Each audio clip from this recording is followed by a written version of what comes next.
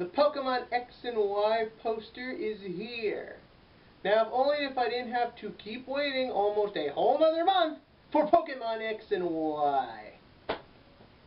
Cue title scene.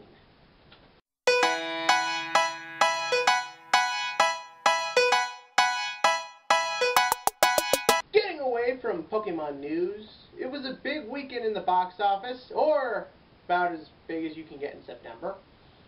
We had two films opening today. One was a horror movie, and the other was just a horrific movie. Now, without further ado, let's see who won, who lost, and who do I no longer have to keep saying for multiple weeks. Died Planes. Number 6, Instructions Not Included, with 4.25 million. Now that's money. Number 5, We're the Millers, with 5.415 million. Now that's milking something to the last drop. Number 4, Lee Daniels the Butler, 5.582 million. Good Lord, these numbers are ridiculously close. Number 3, Riddick with 7.013 million. I hate math. Number 2, The Family with 14.5 million. Could have been better. And number 1, Insidious Chapter 2, 41.05 million. Or 0.50, or that, the numbers are right here in front of you. Figure it out that way. Okay, I'm sick of this. I want the numbers to be easier again, like they were back when the summer blockbusters were out and it wasn't cold outside. I'm cold. But that's just it.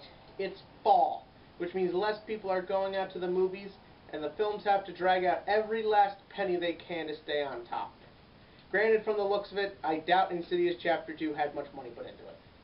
Now, let's get on to the reasons for why things are the way they are. At number 6, Instructions Not Included. Let's have a moment of silence. Saying goodbye to a movie we knew nothing about. I will miss you, even though I never once saw an ad whatsoever for you.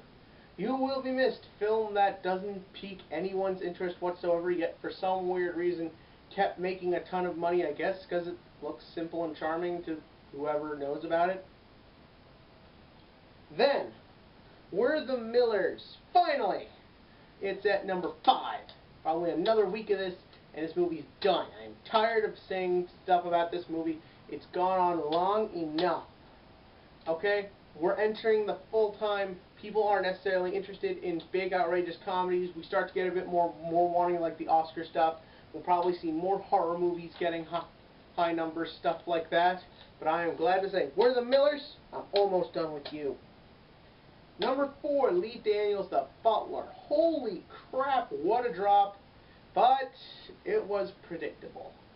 The thing is, you had 2 movies opening this weekend and Riddick. Don't forget, part of the reason The Butler stayed so strong was there haven't been a lot of strong movies while it's been out. Though, like I've said before, it is a great historical film. Realistically, its best advantage was coming out when nothing else anyone cared about was around. That's how it works. Then it's Riddick.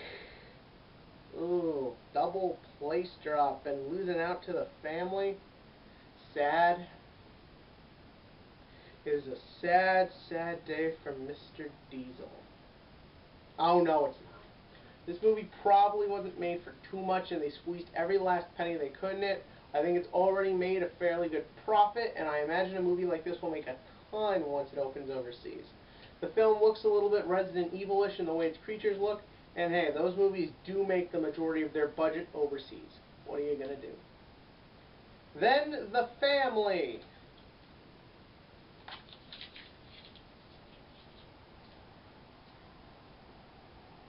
What'd you expect? It's De Niro. It's Catwoman. It's a chick who's pretty hot, and unlike in Kick-Ass 2, she's legal, so I can say that.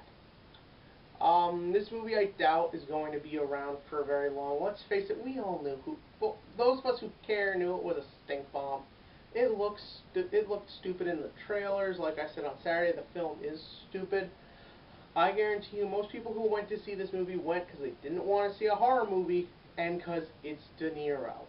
It would be nice if De Niro being in it made the film any better, but What are you gonna do? But Insidious Chapter 2, wow! First place opening weekend, and I have absolutely no desire to see it. Hayne, the horror movie loving sock, has gotten his time. In that I can only choose one movie, and I'd rather still give the De Niro film a chance. But who knows? Maybe I'll get a chance to talk about it. The thing is, Insidious 1, I did not see it, nor do I have a desire to. But a lot of people really did like it, and a lot of people are liking this one based on the popularity of the last one. I've heard mixed to good to bad things about it. Some people say, oh, it's nothing but jump scares. Oh, it's so intelligent. Oh, it's so clever. This is the type of horror movie that gets people thinking about horror, which is good. People are going to see this movie in the coming weeks just based out of intrigue. But in the grand scheme of things, as far as this week is concerned, people saw it because they liked Insidious 1 and they didn't want to go see the family. But hey, those are the numbers. I do not influence them, or at least not enough to where it matters. I just report them and give you my witty but weird commentary. Speaking of witty and weird commentary, I want to do something interesting. Since I got the poster, I was thinking the week Pokemon X and Y comes out, I do a big week of Pokemon, similar to what I did with Man of Steel. But to do a week of Pokemon, I need ideas of stuff to talk about. This isn't like a movie where I can just keep making stuff up to compare it to other movies. Now let's face it, no one can create as much dumb controversy as Man of Steel has. But what do you want me to talk about that's Pokemon related? Tell me down below, or comment on the box office numbers, or tell me what you think of this little stubble. Yeah.